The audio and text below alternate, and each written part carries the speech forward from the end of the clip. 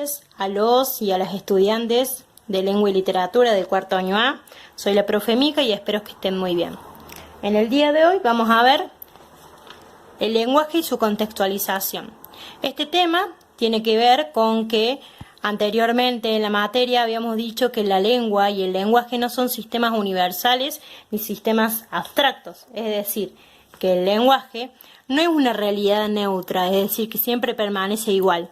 Ustedes pudieron ver esto a partir de la evolución que fue sufriendo la palabra pandemia y epidemia, como a partir de los tiempos fueron significando una cosa y otra. Esto tiene que ver con que los factores sociales y culturales influyen en el lenguaje y por lo tanto el lenguaje no siempre es igual. Por otro lado, vemos que el lenguaje es un constructor de sentido. ¿Esto qué quiere decir? Que a partir del lenguaje las palabras se cargan de significado, es decir, tienen cierta significancia y aluden a una cosa y ocultan otras. El lenguaje, por otro lado, no es ajeno a las relaciones sociales y esto era un tema que habíamos visto en las hojas de ruta del proyecto de ONU, cuando Bourdieu decía que a partir del lenguaje se puede expresar las relaciones desiguales que se dan en la sociedad. Estas relaciones desiguales no solo se expresan entre las clases sociales, sino también a partir del vínculo y de la relación entre hombres y mujeres. El lenguaje, por lo tanto, está o se ubica dentro de un campo de disputas y de luchas. Estas luchas se dan entre quienes quieren promover la igualdad y entre los que favorecen a la desigualdad. ¿El lenguaje es igualitario? Decimos que no. Desde ciertas perspectivas teóricas se dice que el lenguaje transmite, retransmite, reproduce modelos genéricos. ¿A qué hacemos alusión con esto?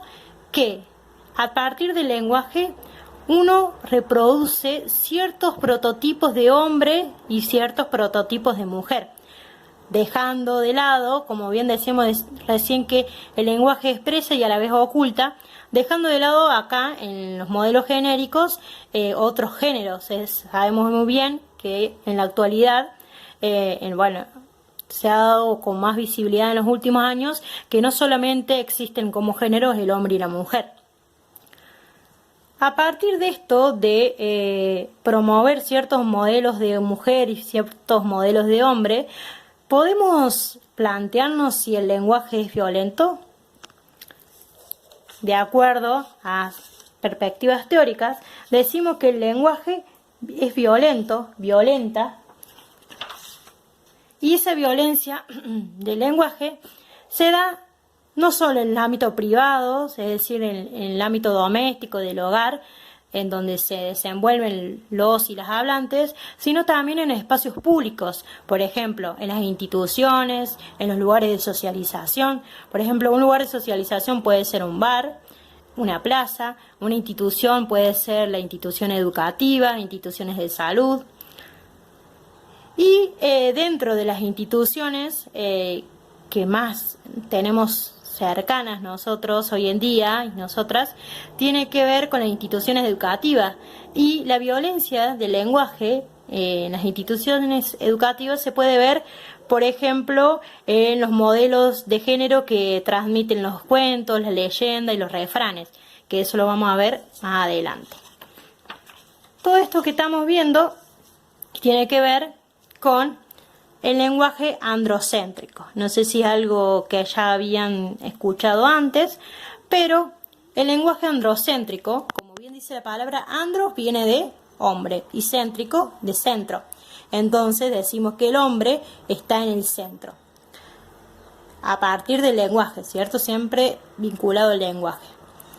¿Qué quiere decir entonces esto? Que el lenguaje demuestra cierta realidad que se da a partir solamente de la mirada masculina. Es la única mirada posible y universal, y a partir de esta mirada masculina y androcéntrica se va a generalizar a toda la humanidad. Es decir, cuando uno se refiere a hombre, al hombre con mayúscula, nos estamos refiriendo no solo al hombre, sino también a las mujeres. Ahora bien, decimos que una de las grandes implicancias o de las grandes consecuencias del lenguaje, que el lenguaje sea androcéntrico, tiene que ver con la exclusión. No creo que sea una palabra que a ustedes les resulte ajena. Todos medianamente sabemos a qué nos referimos con exclusión.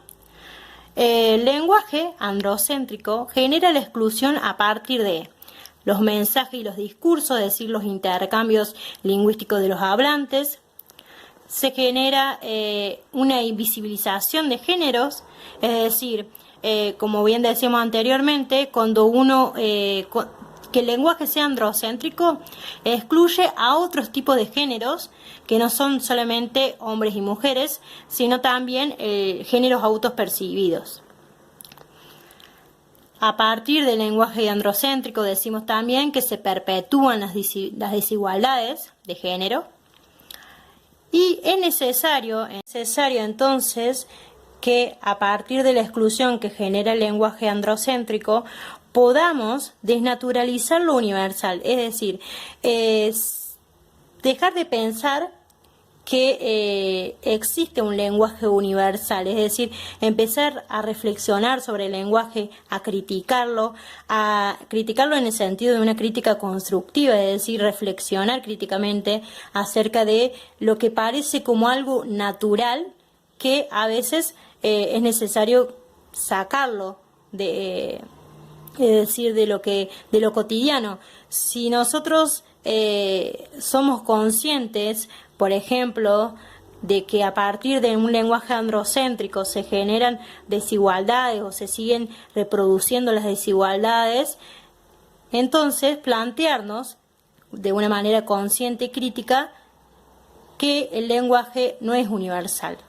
Uno de los elementos que podemos recalcar que promueven y reproduce el lenguaje androcéntrico tiene que ver con la sociedad tradicional, es decir, un modelo de sociedad a seguir. Como bien vimos en el proyecto de ONU, no todas las etnias son iguales, no todas tienen una cultura específica, un lenguaje específico, sino que van variando de acuerdo a las características y los rasgos de esas culturas. Por otro lado, lo que promueve el lenguaje androcéntrico tiene que ver con los valores conservadores. Por ejemplo, un valor conservador sería el del matrimonio, es decir, considerar a partir del lenguaje que las personas tengan que contraer matrimonios, que tengan que tener hijos y que haya un modelo de familia tradicional. Es decir, ¿cómo sería un modelo de familia tradicional? Papá, mamá, hijos. Pero, como bien sabemos y a lo mejor podemos observar en la realidad, en nuestras realidades, no siempre las familias se conforman con mamá y papá y hijos. Hay mamás que están a cargo de hijos y no necesariamente está el papá. Otras familias en donde abuelos se hacen cargo de sus nietos, abuelos o abuelas. Hay casos en donde hay papás con hijos solos. Y bueno, también como se ha dado en estos últimos tiempos con mayor visibilidad, otros tipos de familias que no necesariamente son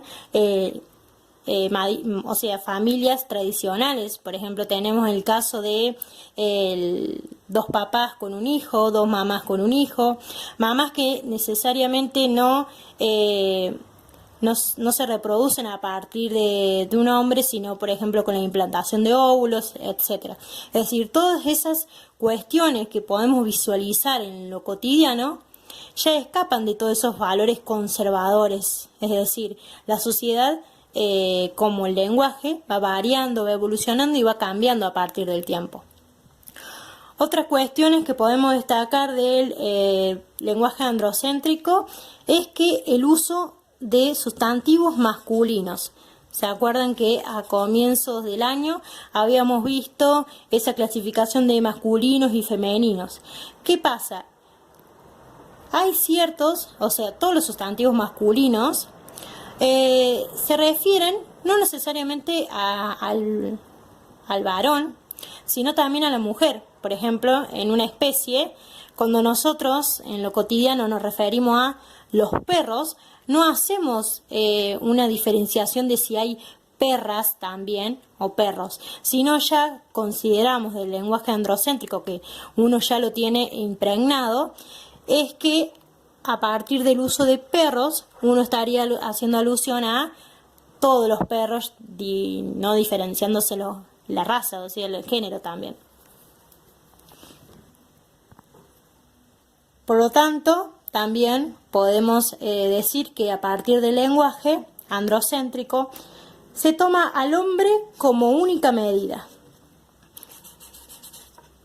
Por otro lado, y es una de las grandes implicancias y consecuencias del lenguaje androcéntrico, es que estaría excluyendo a otros géneros.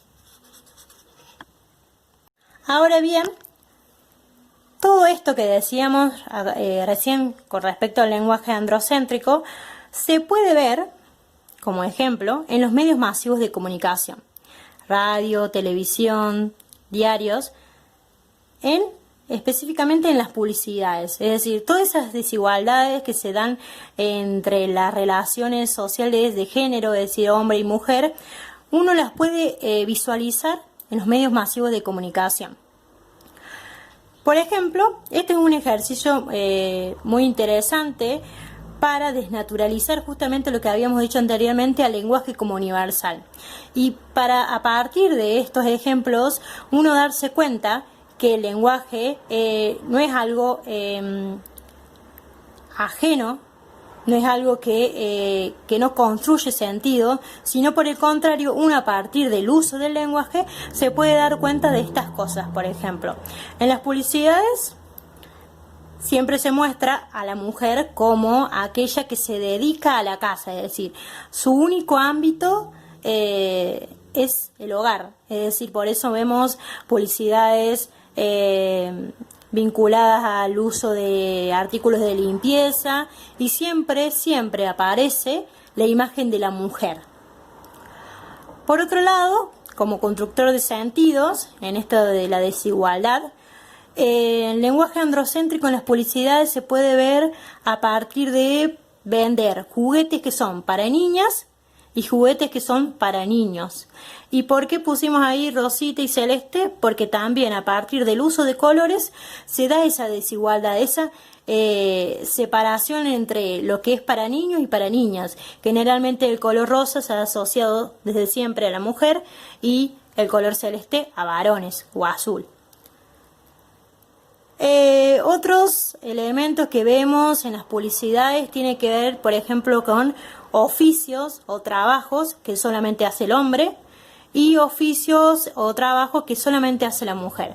Por ejemplo, generalmente las publicidades que tienen que ver con el campo, con maquinaria, con ventas de maquinarias, aparece el hombre. Y, por ejemplo, en el caso de la mujer, la vemos en el cuidado de los niños. Por ejemplo, en las publicidades de pañales, generalmente siempre la que va a la cuna a saludar al niño antes de dormir es la mujer.